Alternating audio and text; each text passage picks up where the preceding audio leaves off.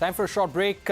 Yes, we are back after the break and we are on News Center. Joining us now are former Indian Ambassador to France, Arun Singh, Ashish Saraf, Vice President Country Director for India at Thales, and Touboul, President at the Indo-French Chambers of Commerce. Ashish Saraf, if I were to ask you about the amount of defense components, the quantum, the value of exports, defense exports from India to France at this juncture or India to Europe, and how do you expect this number to rise this year, especially after this visit? So I will speak from our business standpoint.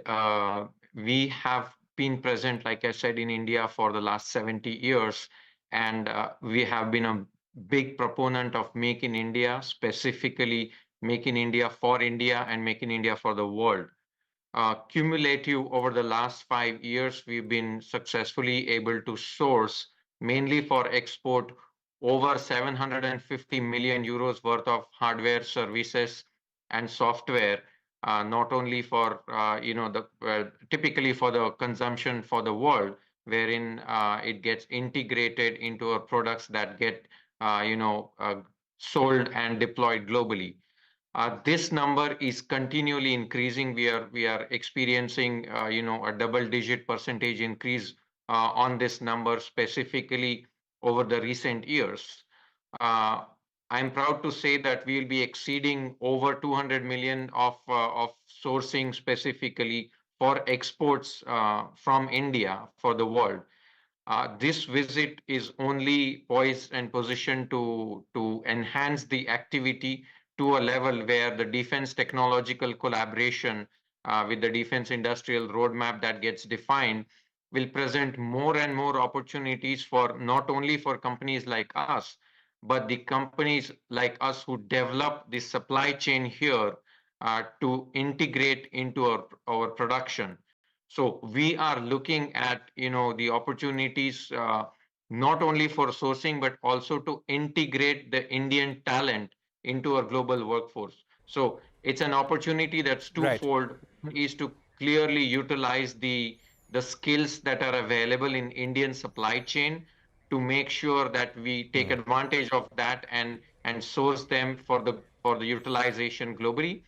And second is India, as you know, is a massive pool of talent, and we are excited to tap into that with thousands of engineers working on our product base globally. So it kind of allows us to take advantage of this twofold or on both sides, and it's only increasing over the coming decade if we see it. All right. So you're seeing India as a big market where you want to integrate this into your global supply chains, the talent also and components as well. Ambassador Arun Singh, speaking about the strategic component, what are some of the common worries of both leaders at this juncture as we see a war in Ukraine, as we see a war in Middle East, tensions in the Red Sea, and also if you could throw a light on the significance of this visit starting from Jaipur. As we talk, there are pictures coming in from Amber Fort, from Hawa Mahal, which President Macron visited a short while back. He's addressing people. Someone has also put a local scarf, locally produced scarf on his shoulders. So just give us a significance of why Jaipur as well. I think visit to Jaipur is to emphasize that the relationship is not just at the official level, not just confined to the capitals of the two countries, but extends beyond that. I recall, for example, when Prime Minister Modi had visited France in 2015 April, and that was his first visit there as Prime Minister, and I was the ambassador there. And he not only visited Paris, but he went to other cities. He went to Lille. He went, for example, to Toulouse, where Airbus is there, where the French space agency CNES has a facility. And he also went to the site where there's a memorial to Indian soldiers who died in the First World War, fighting in Europe, fighting for France. And I recall that President Macron, when he was here in 2018, had pointed out that more than 140,000 Indian soldiers had died in the First World War fighting for France.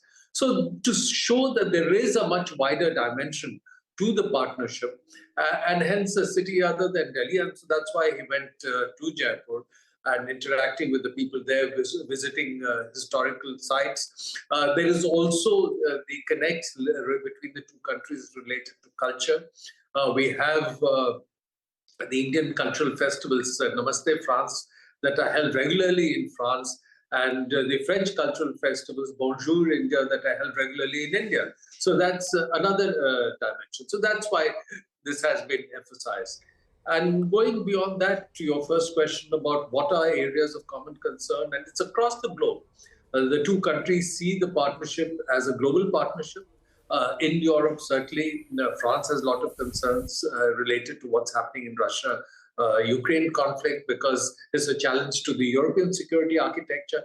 And India is also concerned because Russia is a very important partner for India, but as are countries in Europe. And destabilization there has an impact not just on defense supplies, not just on security concerns, but also the economic, supply of energy, food, fertilizers, they're all disrupted. Or if you look at West Asia, France has a big presence. It has a facility in Djibouti, it has a facility in Abu Dhabi, and therefore whatever is happening in the Red Sea is something of concern to them, as well as Chinese unilateral assertive postures in the Pacific. So there are many areas to discuss and talk about. All right. My final question to Jean. Jean, as the president of the Indo-French Chambers of Commerce and Industry, any key recommendations for fostering closer and bigger business ties between the two countries, and your view on closer linkages between our financial markets as well? Recently, the Indian government, as early as this Wednesday, had allowed the direct listing of shares of Indian companies on the international exchanges based at the GIFT City. Now, this is to help Indian companies listed on the Indian stock exchanges to be better able to access foreign capital. How do you see this move, and what do you think can foster closer ties between the two countries?